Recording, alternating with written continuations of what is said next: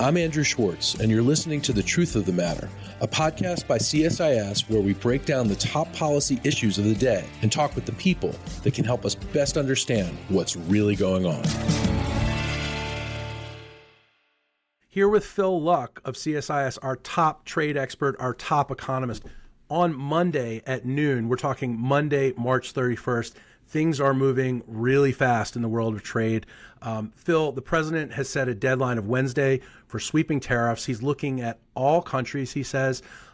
Meanwhile, Americans are nervous because the economy, the stock market is falling precipitously. And the words we keep hearing are uncertainty and volatility. What does all this mean? And, what do you think is happening here? Yeah, I mean, so it's exactly right that the uncertainty is what we should really be focusing on, right? This policy will be rolled out. We don't really know what it's going to look like yet. And by all accounts, most of those, even the administration, don't exactly know what this is going to be. But there's going to be some pretty sizable tariffs. They're going to be on particular sectors. We've already announced the auto sector, whereas we may have also have sort of like, country level tariffs that are going to be quite a bit higher. And part of this is they're looking to raise revenue, right? And if you want to raise revenue off of trade, you really do need quite high tariff levels. So we're in the running for pretty high tariffs. The other thing I would note here is whether the tariffs are really high or medium or low, just the uncertainty itself is creating a lot of economic harm.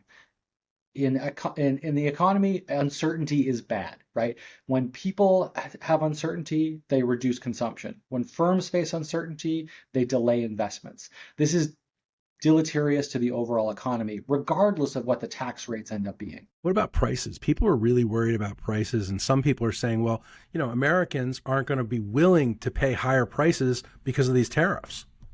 Yeah, I mean, unfortunately, pretty much they're going to have to, right? I mean, the tariffs are going to come into place.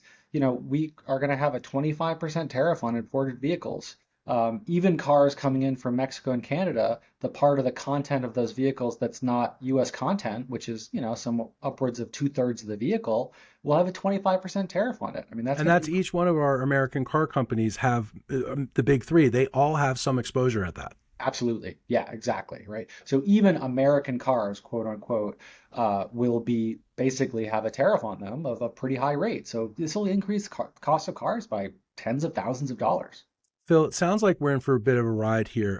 What do you think the overarching strategy is? Because there has to be some end game here that the administration has that thinks, this is a good thing. Yeah, I mean, I think the problem is there's multiple strategies, all of which are hard to execute by themselves. They're almost impossible to execute together, right? So they're trying to do industrial strategy, meaning give firms incentives to reshore production. To do that, you really need to provide firms with a lot of certainty. You basically have to say, if you're going to make an investment that's going to have to be paid out over the next 30 years, you need to have some certainty about what the economic conditions they're going to be facing are going to be over that whole time period. They're not really getting that now because the tariff rates are high or low or up or down depending on the minute or who you're hearing from. The other thing they're trying to do, which is very clear, is they're trying to use tariffs more clearly as a foreign policy, security, coercive strategy, meaning if anybody wants to buy Venezuelan oil, or today or yesterday it was also Russian oil, you're going to get tariffed. If Canada and Mexico are not going to do enough to stop fentanyl, they're going to get tariffed, right? So that is also a hard thing to achieve, but it's even harder if you're trying to do it alongside that industrial policy because the ways those two tools work is very different. If you give industry the certainty of, hey, tariffs are going to be on for the long haul, adjust your supply chains, you're not giving your partners the right incentive to adjust their behavior because your policy is not going to adjust to their behavior if it's fixed in place. So my concern is they're going to try to do two things. They're going to try to convince partners to do things, and they're going to try to convince industry to do things, and they're going to fail at both.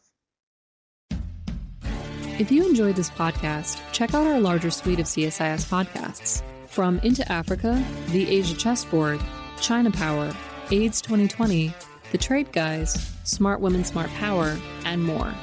You can listen to them all on major streaming platforms like iTunes and Spotify. Visit csis.org/podcasts to see our full catalog.